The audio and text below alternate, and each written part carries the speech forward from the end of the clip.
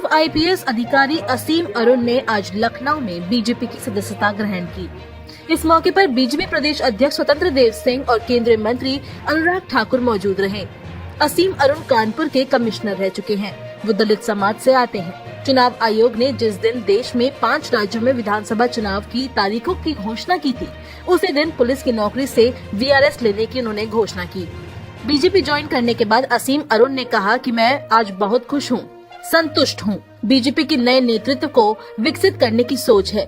वो इसे एक योजना की तरह चलाते हैं। मैं भी इसी योजना की एक कड़ी हूँ। मैं पार्टी का बहुत आभारी हूँ कि मुझे ये अवसर दिया। बीजेपी में शामिल होने के बाद असीम अरुण ने कहा, मैं आभारी हूँ कि मुझे भाजपा में काम करने का मौका मिल रहा है। मेरी पूरी कोशिश भी रहेगी कि मैं यहाँ अपना बेहतर करने का प्रयास करूँ।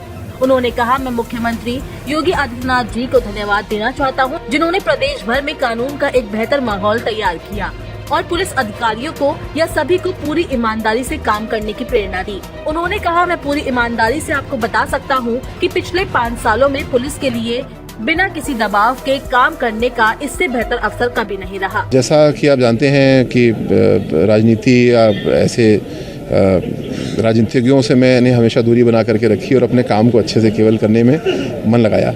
लेकिन कभी कभी कुछ ऐसी अनोखी बातें होती हैं कि आपके बारे में दूसरे लोग, बड़े लोग कल्पना करते हैं और एक आपको सुझाव देते हैं कि क्यों ना आप लोग जीवन में आएँ और आकर के जो काम अभी कर रहे हैं उससे और वृहद रूप से वाइडर तरीके से करें।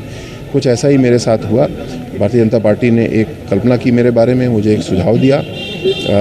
आप समझ सकते हैं ये चॉइस आसान नहीं थी, लेकिन जब हमने सब विचार किया तो लगा कि एक तरफ 9 साल की पुलिस की सेवा है जो कि काफ़ी मखमली होगी, लेकिन दूसरी तरफ एक बहुत बड़ा अवसर है लोक सेवा करने। उन्होंने आगे कहा कि वंचित दलित समाज के लिए अभी बहुत सारा काम करना बाकी है। मैं कोशिश करूंगा कि वंचित दलित समाज आगे बढ़ सके।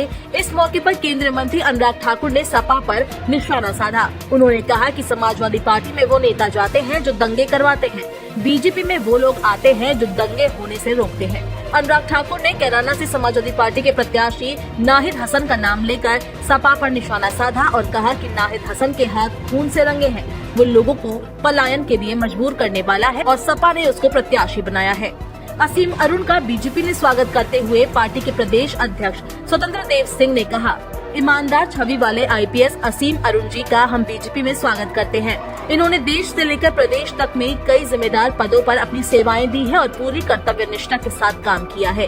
उन्होंने कहा कि एक ईमानदार छवि, दलित, वंचित, शोषितों का शोषण न हो, इसके लिए संघर्ष करने वाले पूर्व डीजीपी के बेटे आईपीएस असीम अरुण लोकहित के लिए कार्य करते रहे हैं।